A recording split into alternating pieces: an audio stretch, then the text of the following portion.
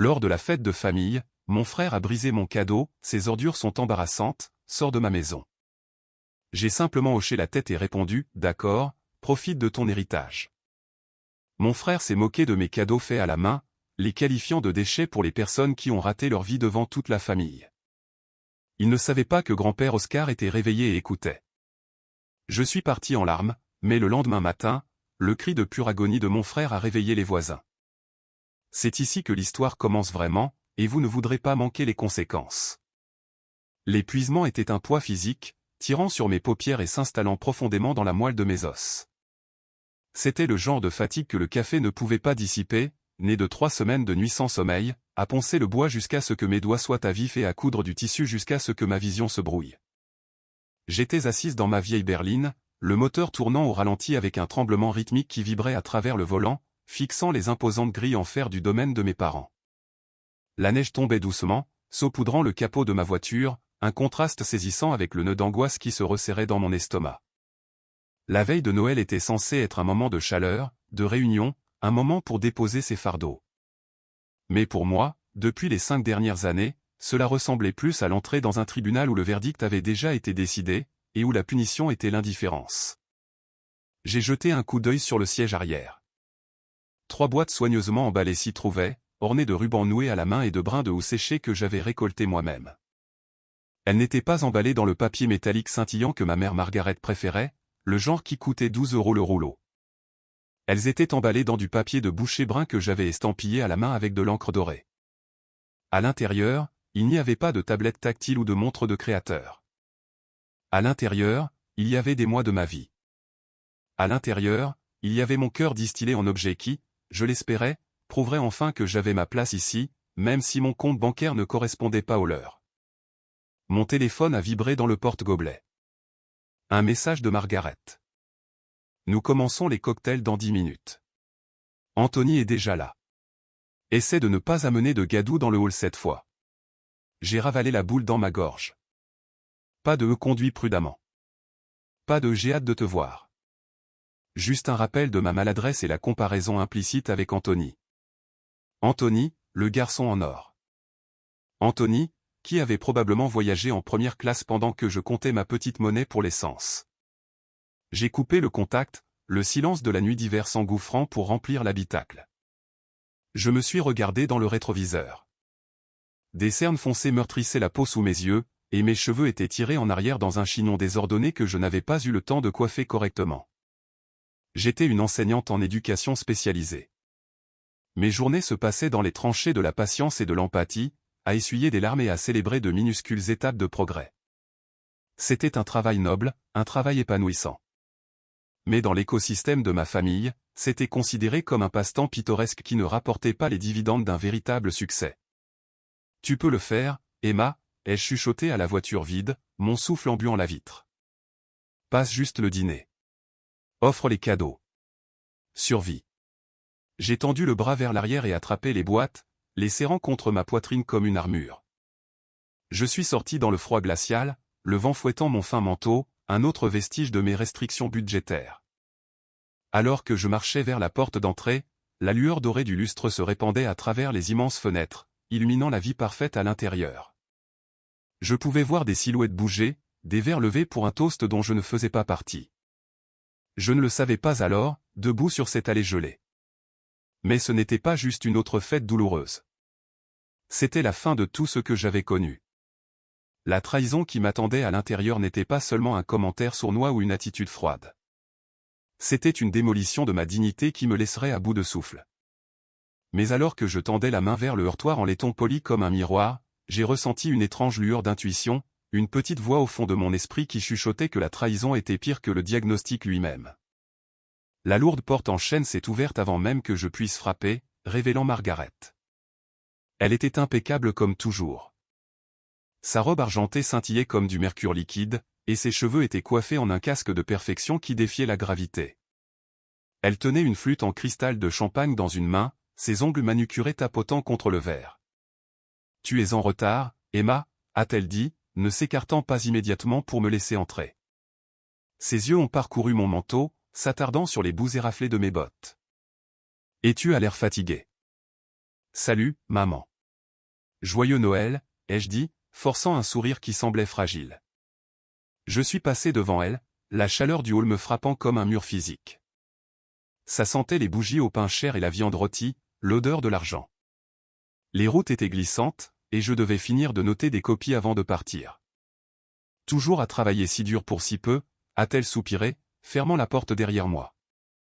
Anthony est arrivé il y a 1 heure. Il a apporté le vin le plus exquis de son voyage en Toscane. Tu devrais vraiment lui poser des questions à ce sujet. Peut-être que tu apprendras quelque chose sur le raffinement du palais. J'ai mordu ma langue, goûtant la saveur métallique de la retenue. Je ne manquerai pas de le faire.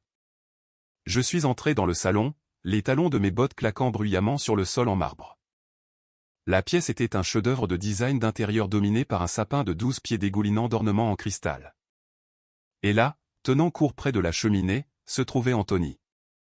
Il avait l'air de sortir d'un catalogue pour propriétaires de yacht.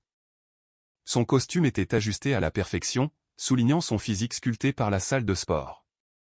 Il tenait un verre de whisky dans une main, faisant de grands gestes alors qu'il parlait à un public captivé de cousins éloignés et de voisins. Alors, j'ai dit à la commission d'urbanisme, la voix d'Anthony résonnait, douce et confiante. Si vous voulez que ce développement revitalise le quartier, vous devez me laisser contourner la restriction de hauteur. Et bien sûr, une fois que j'ai mentionné les recettes fiscales potentielles, ils m'ont pratiquement remis le permis. Des rires ont parcouru la pièce. Margaret rayonnait, se précipitant à ses côtés et posant une main sur son bras. « Oh, Anthony, tu es terrible, mais tellement brillant. » Je me tenais dans l'arcade, serrant mes paquets en papier brun, me sentant invisible. C'était toujours comme ça. Anthony aspirait l'oxygène de chaque pièce, laissant tous les autres suffoquer dans son ombre. Puis un mouvement dans le coin a attiré mon attention. Grand-père Oscar était assis dans son fauteuil en cuir à haut dossier, celui positionné légèrement à l'écart du groupe principal de canapé. Une couverture en tartan était drapée sur ses jambes, et ses yeux étaient fermés, sa tête penchant légèrement sur le côté. Il avait l'air fragile, beaucoup plus fragile que la dernière fois que je l'avais vu. Sa respiration était superficielle, un doux râle dans sa poitrine. « Est-ce que grand-père va bien ?» ai-je demandé, m'avançant plus loin dans la pièce. Anthony s'est arrêté au milieu de sa phrase et a jeté un coup d'œil, son expression passant de l'agacement dû à l'interruption à un masque de pitié.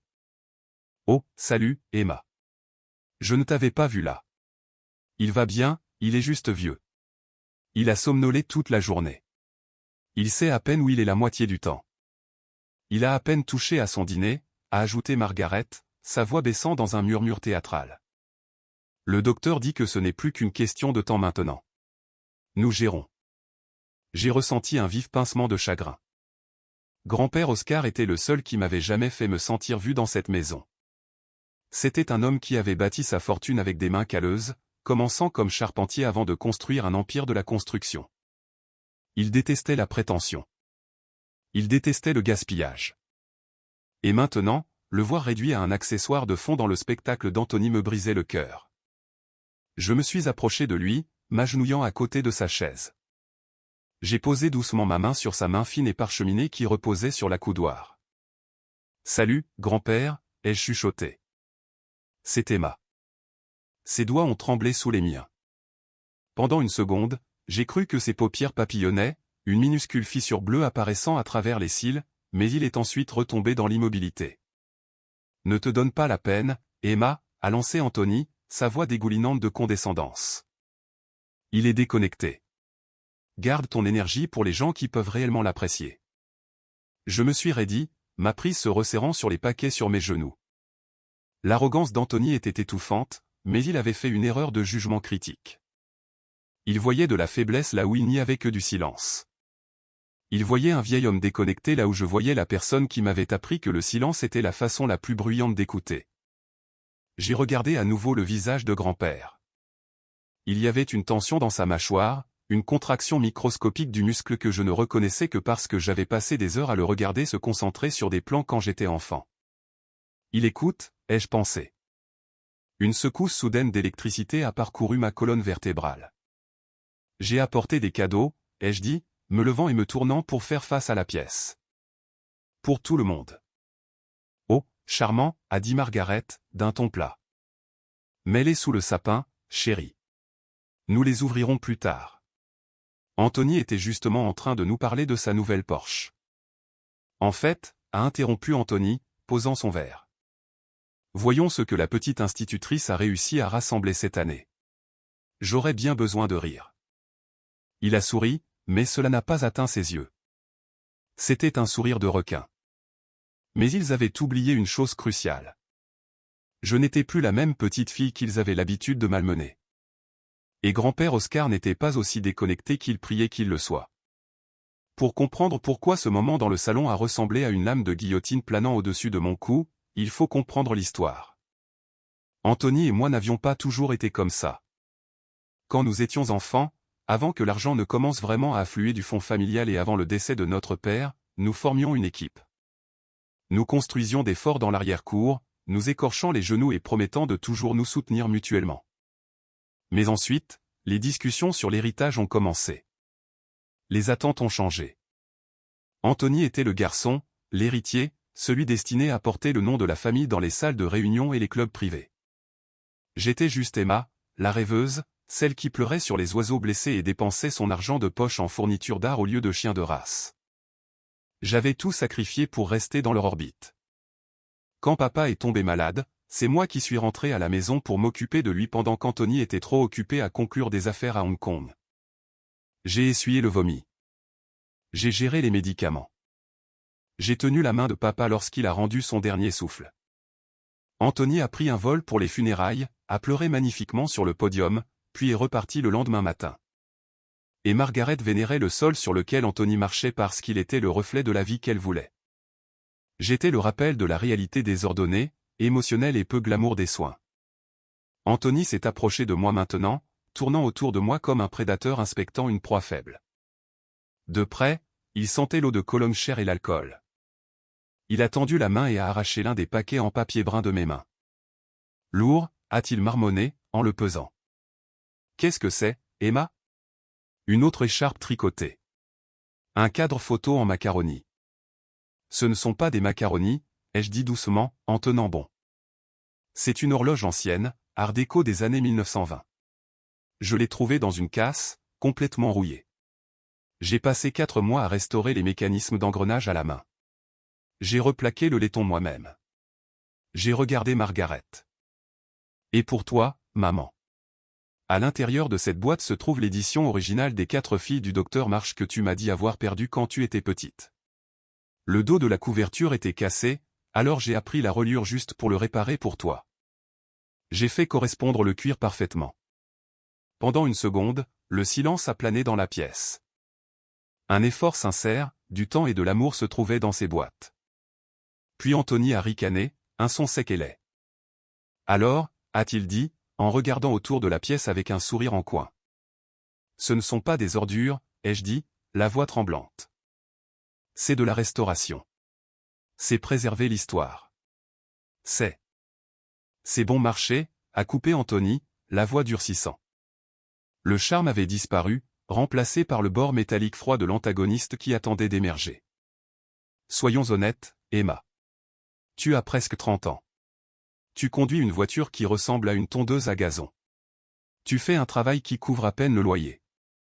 Et tu viens ici dans cette maison, en nous apportant des déchets usagés et en t'attendant à une tape sur la tête. Il a lâché la boîte.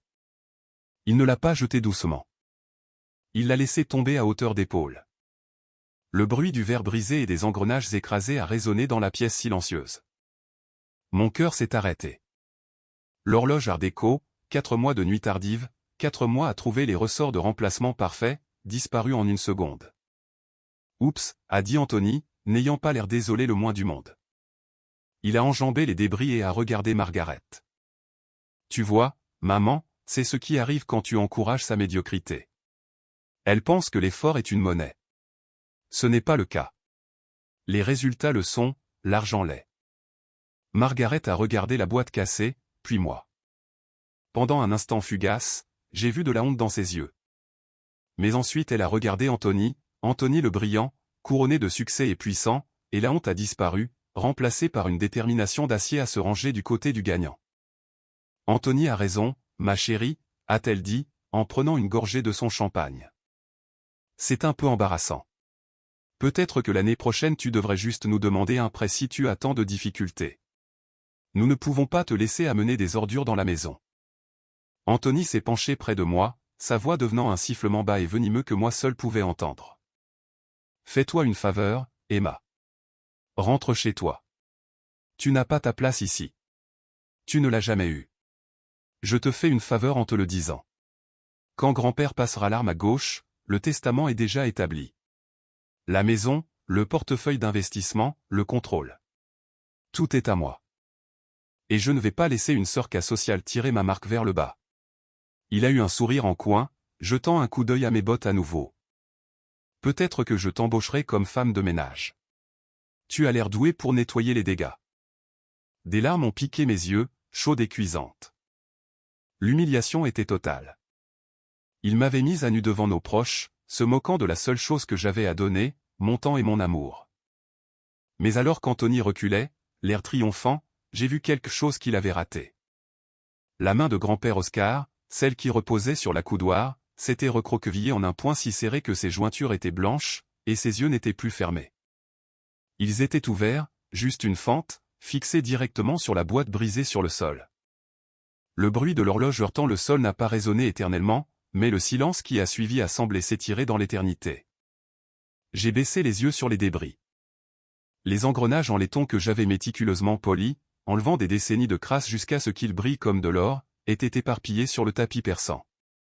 La face en verre était brisée, une toile d'araignée de fissures obscurcissant les chiffres que j'avais peints à la main. Je n'ai pas crié. Je n'ai pas pleuré. Une étrange clarté froide m'a envahi, engourdissant la douleur de l'humiliation. C'était comme si un interrupteur avait été basculé dans mon cerveau, détournant l'énergie de mon cœur vers ma tête.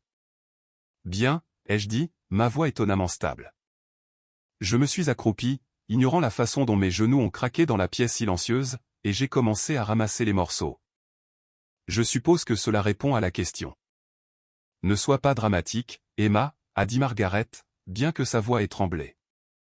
Vends-la. Elle a pris une gorgée nerveuse de son champagne. Anthony ne voulait pas la faire tomber. C'était un accident. Ce n'était pas un accident, maman, ai-je dit, me levant avec les restes brisés bercés dans mes bras. J'ai regardé Anthony droit dans les yeux. Il souriait toujours, mais son sourire a légèrement vacillé sous mon regard direct, et nous le savions tous les deux. Je me suis tourné vers grand-père Oscar. Ses yeux étaient de nouveau fermés, mais sa main était toujours serrée en un point. Je voulais courir vers lui pour le secouer, pour le supplier de dire quelque chose. Mais je savais que si je faisais une scène maintenant, je serais juste la sœur hystérique qu'Anthony voulait que je sois. Je devais être plus intelligente. Joyeux Noël, ai-je dit doucement. Je me suis retourné et je suis sorti. Je n'ai pas claqué la lourde porte en chêne. Je l'ai fermée avec un petit clic doux et définitif. La marche jusqu'à ma voiture a semblé longue de plusieurs kilomètres. La neige tombait plus fort maintenant, mordant mon visage exposé, mais le froid m'aidait à garder les pieds sur terre. J'ai jeté la boîte cassée sur le siège passager, un tas d'efforts gâchés, et je me suis installé au volant. Mes mains tremblaient maintenant, la chute d'adrénaline me laissant faible.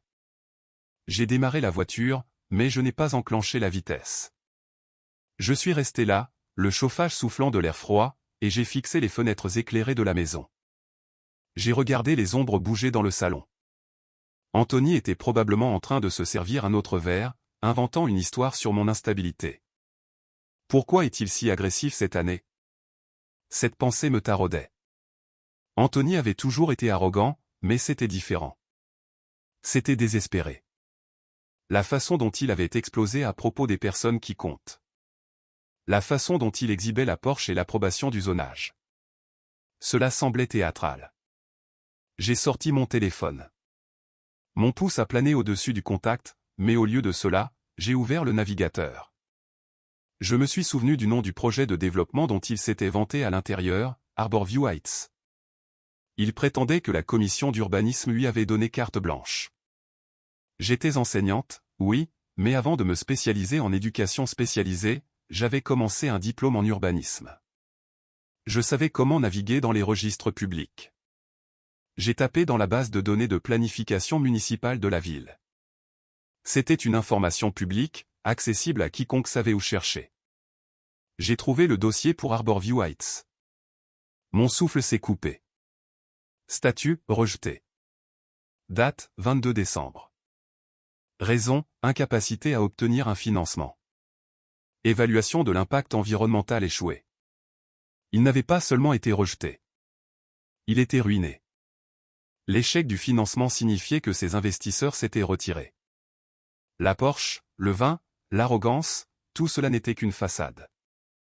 Il n'essayait pas seulement de m'évincer de la famille parce qu'il me méprisait. Il m'évinçait parce qu'il avait besoin de l'intégralité de la succession de grand-père pour couvrir ses dettes massives. Il se noyait. Et j'étais le seul radeau de sauvetage qu'il avait l'intention de percer. Une prise de conscience m'a frappé comme un coup physique. Il n'est pas seulement un tyran. Il est un fraudeur. Et il essaie de voler l'héritage de grand-père pour payer ses erreurs. Je n'étais plus seulement la victime d'un mauvais Noël. J'étais le seul témoin d'un braquage en cours. Je suis resté dans la voiture au ralenti au bout de la longue allée, les données sur l'écran de mon téléphone brillant comme une accusation dans l'obscurité. J'aurais pu simplement m'en aller. J'aurais pu retourner dans mon petit appartement, pleurer dans un oreiller et les laisser se détruire eux-mêmes. Mais ensuite j'ai regardé l'horloge cassée à côté de moi. J'ai pensé aux mains de grand-père, calleuses et fortes, m'apprenant à poncer le bois. J'ai pensé au point qu'il avait fait sur la coudoir. Je n'allais pas laisser Anthony liquider toute une vie du travail acharné de grand-père pour payer un complexe d'appartements raté. J'ai appuyé sur le bouton d'appel pour Margaret. J'ai regardé à travers le pare-brise alors qu'elle décrochait son téléphone dans le salon. Emma, a-t-elle répondu, la voix serrée par l'agacement. Si tu appelles pour t'excuser d'être sorti en trombe. Mets-moi sur haut-parleur, maman. Je l'ai coupé. Ma voix était dure, méconnaissable à mes propres oreilles. Maintenant, excuse-moi. Mets-moi sur haut-parleur. Anthony doit entendre ça. Il y a eu une pause et puis un bruissement. Vas-y, Emma, la voix d'Anthony a flotté à travers la ligne, dégoulinante d'amusement. Dis-nous à quel point tu es désolé. Je ne suis pas désolé, ai-je dit, serrant le téléphone si fort que mes jointures sont devenues blanches. Je pensais juste que tu devais savoir que je regarde la base de données de planification de la ville en ce moment même. Silence. Un silence de mort.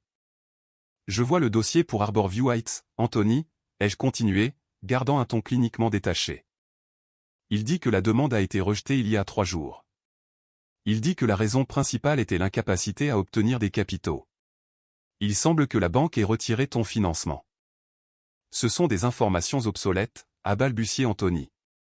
Le baryton lisse et confiance est fissuré.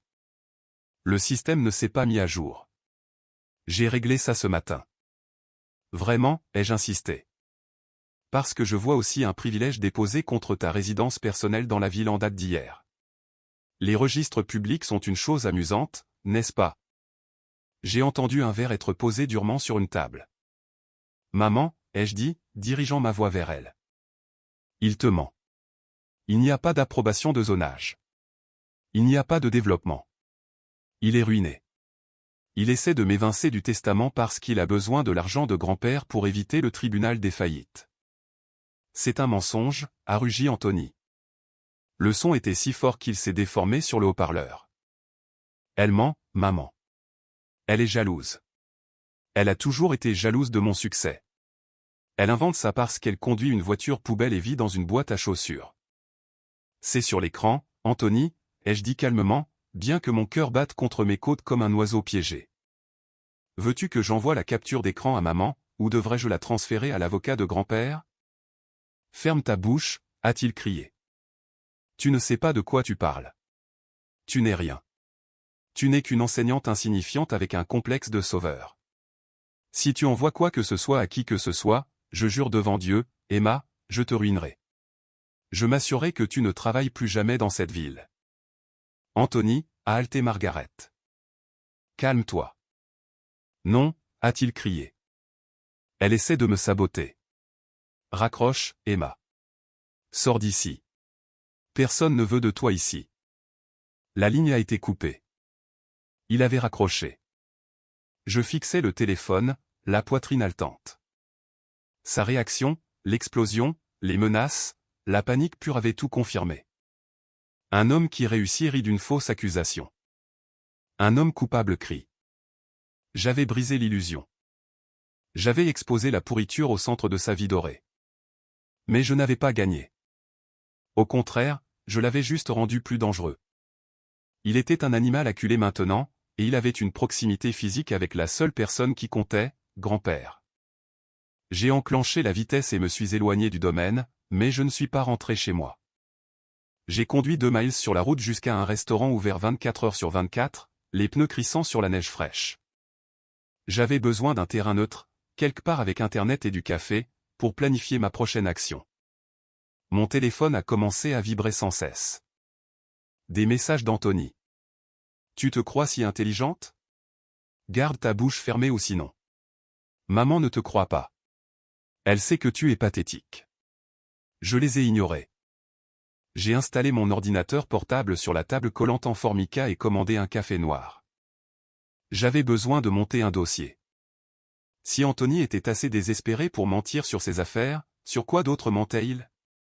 Je me suis connecté à mon courrier électronique et j'ai cherché grand-père. Il y a des années, lorsque la santé de grand-père a commencé à décliner, il m'avait mis en copie d'un courrier à son avocat, Monsieur Henderson. C'était un simple courrier sur la mise à jour de certains détails des bénéficiaires, mais cela signifiait que j'avais les coordonnées de Monsieur Henderson. Il était 8h30 du soir la veille de Noël. Aucun avocat ne répondrait, mais je devais essayer. J'ai composé le numéro. Ça a sonné 1 fois, 2 fois, 3 fois. J'étais sur le point de raccrocher et de laisser un message vocal quand une voix bourrue a répondu. C'est la ligne d'urgence du cabinet Henderson.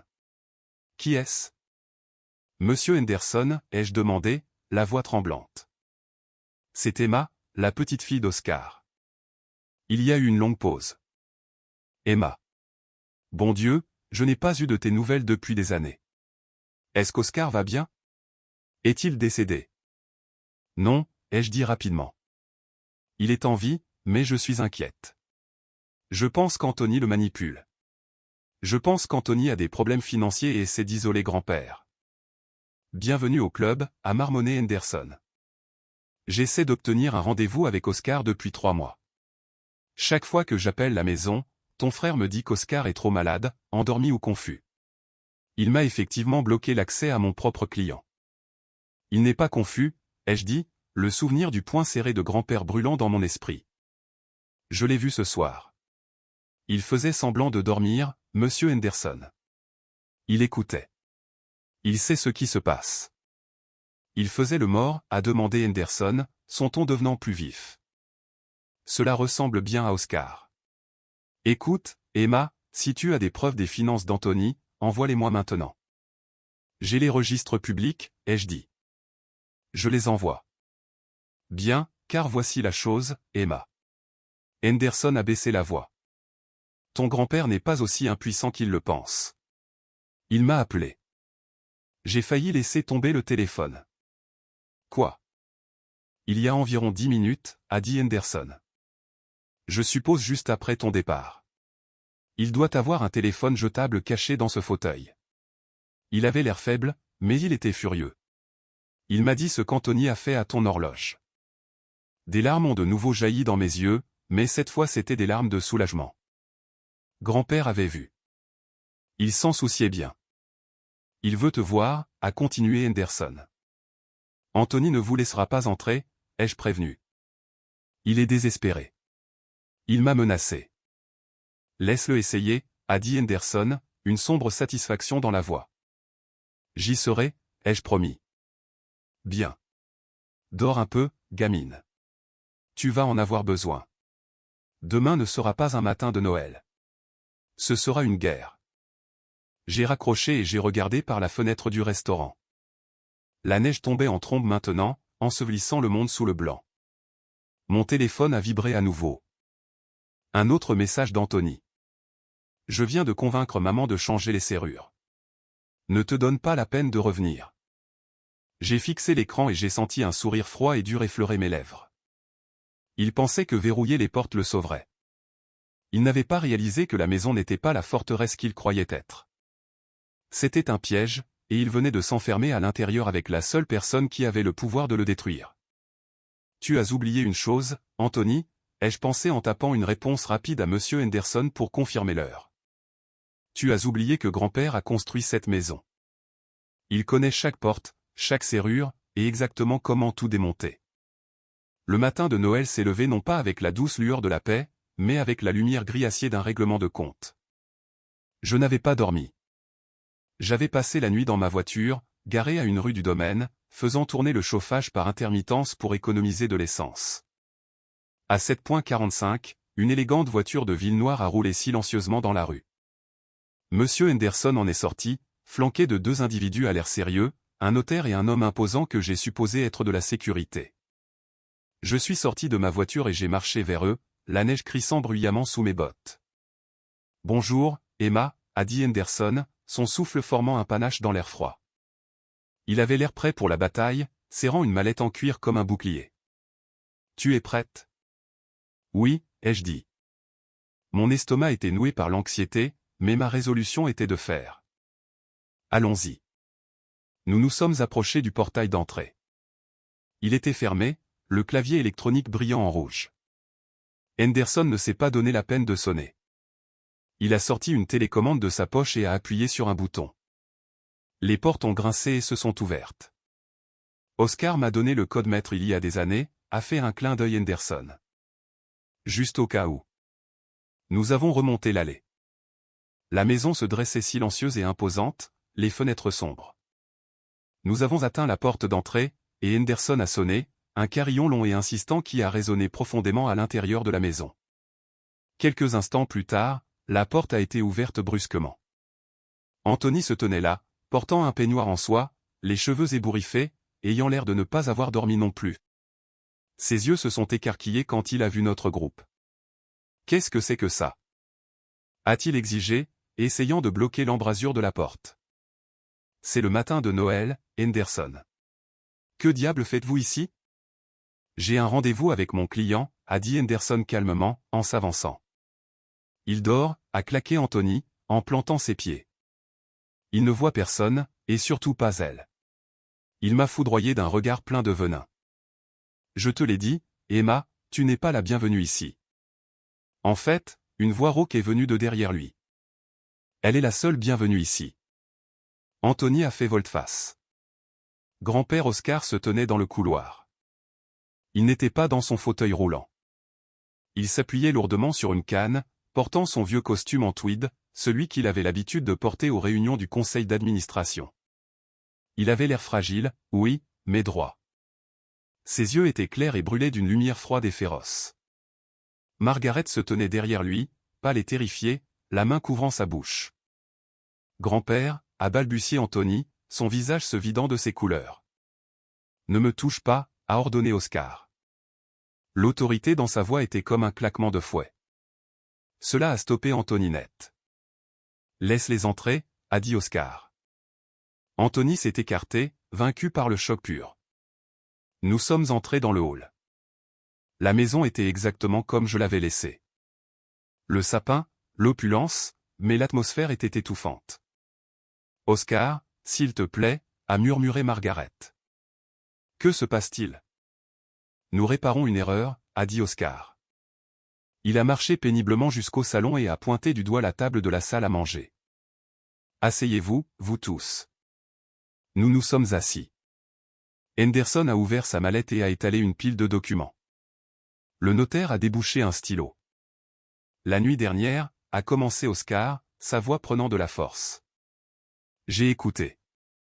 J'ai écouté mon petit-fils se moquer de la seule personne de cette famille qui comprend réellement la valeur du travail. Je l'ai écouté briser un cadeau qui a pris des mois à fabriquer. » Il a regardé Anthony. « Et puis je t'ai écouté mentir. Je t'ai entendu au téléphone, Anthony. Je t'ai entendu paniquer.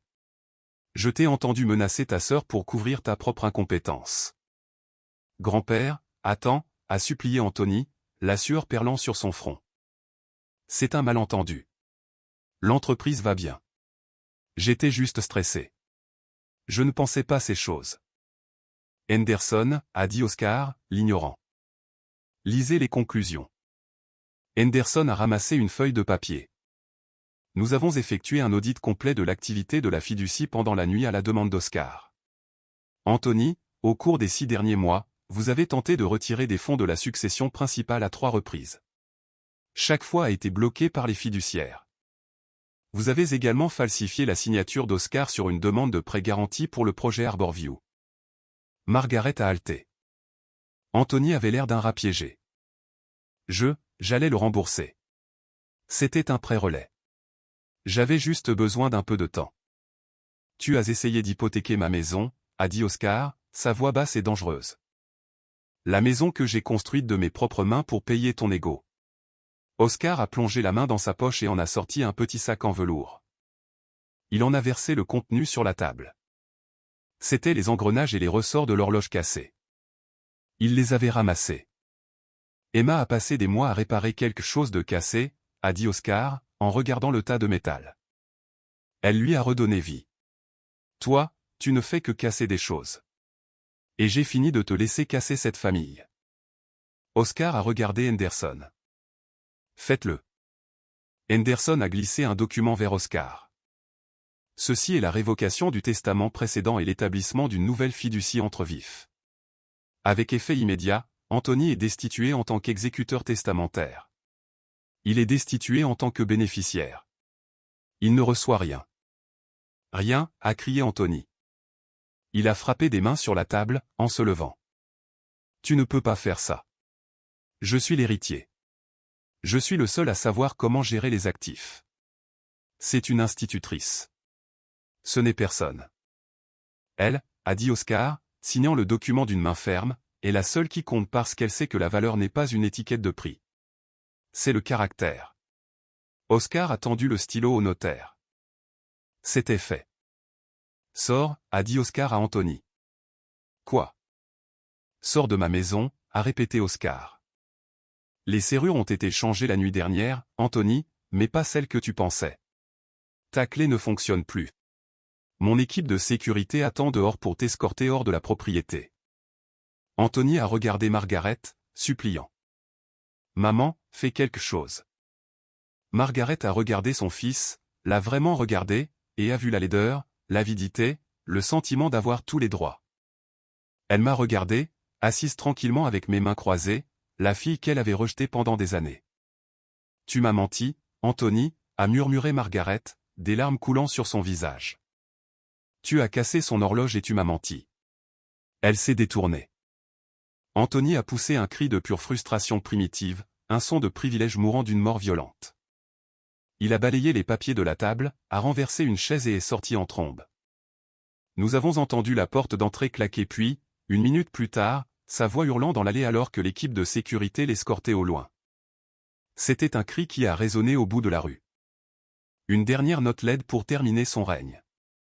Le silence qui a suivi le départ d'Anthony était lourd, mais il n'était plus oppressant. C'était le silence d'une fièvre qui tombe. J'ai regardé grand-père Oscar. Il a semblé se dégonfler légèrement, l'adrénaline s'estompant, le laissant à nouveau fatigué et vieux. Mais il souriait. Grand-père, ai-je dit, tendant la main à travers la table pour prendre la sienne. Tu n'avais pas à faire tout ça. Je m'en serais sorti. Non, tu ne t'en serais pas sorti, a-t-il dit d'une voix rauque, en serrant mes doigts. Et moi non plus. Je l'ai laissé m'enterrer avant que je ne sois mort. Emma, merci de m'avoir réveillé. Il a regardé le tas d'engrenages d'horloge sur la table. Penses-tu que tu pourrais la réparer à nouveau? J'ai souri, les larmes brouillant ma vision. Je peux essayer. J'ai toutes les pièces. Bien, a-t-il dit. Prends ton temps. Nous avons le temps maintenant. Dans les mois qui ont suivi, les retombées ont été désordonnées, mais nécessaires. Anthony a fait face à des accusations de fraude pour la demande de prêt. Grand-père a refusé de le protéger des conséquences juridiques.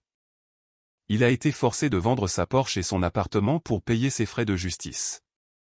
Aux dernières nouvelles, il travaillait comme vendeur associé débutant chez un concessionnaire automobile à 2 villes de là, vivant dans un studio. Margaret a eu du mal. L'illusion de sa famille parfaite était brisée. Mais dans les ruines, nous avons commencé à construire quelque chose de vrai. Elle a commencé une thérapie. Elle a arrêté de critiquer mes vêtements. La semaine dernière, elle a même demandé si elle pouvait venir dans ma classe et se porter bénévole pour faire la lecture aux enfants. C'est un début. Quant à moi, j'ai emménagé dans le domaine pour aider à prendre soin de grand-père. Je n'ai pas quitté mon emploi. J'aime trop enseigner, mais j'ai transformé l'ancienne remise en atelier de restauration.